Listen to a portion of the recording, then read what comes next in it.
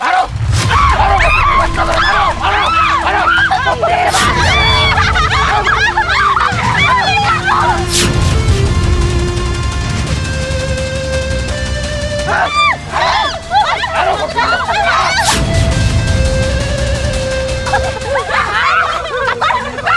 ফকিরের বাচ্চা, তোদের এত বড় সাহস আমার ছেলেদের বিয়ে করে, হ্যাঁ তোদের বাড়িতে ঘর জমা রাখছিস কোটি কোটি টাকার খরচা করে পোলাপন করে টাকা বাদ দিতে ট্রাই করেছি।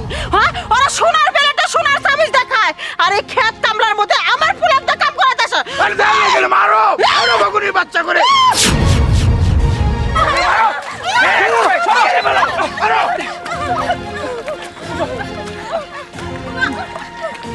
মা, তোমার সাহস দেখে আমি আশ্চর্য হইতাছি।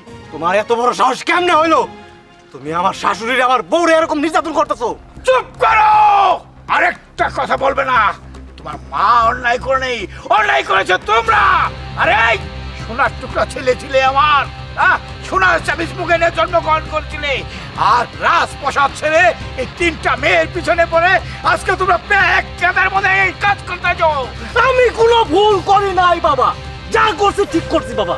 আমার ভালোবাসার মানুষকে আমি বিয়ে করছি, এটা কোনো অন্যায় নাই বাবা। খামোশ!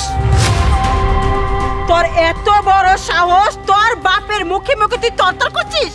তোর বাবা তোদের জন্য কি করেছে তুই ভুলে গেছিস? এই ফকিনের বাচ্চা মেয়ে গো বিয়ে করে বাপমারে ভুলে গেলি এত তাড়াতাড়ি?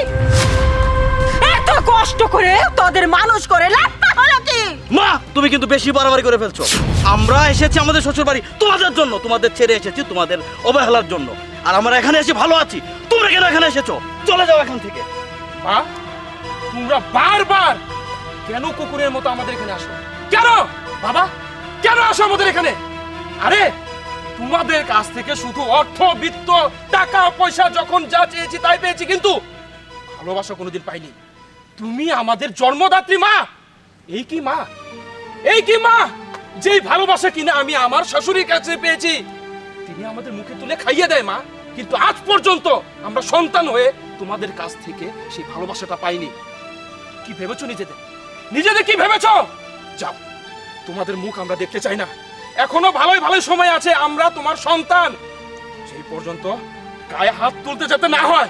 চুপ কর! অনেক কইছিস, এবার চুপ থাক। হাজার তো বাবা না, এবার করে বেশি অপমান করে, কষ্ট করে মানুষ করি নাই। আমাকে বুকের মানিক, আমাকে তুই অন্য ছেলেকে বিয়ে করে অন্য ব্যক্তি ঘর জামাই থাকুন না সঞ্চয়। আচ্ছা আমি বুঝা পারছি যে তোকে বড় সারা জীবনে আগে বাড়তে যাবি না, আমরা মাইনা নিলাম।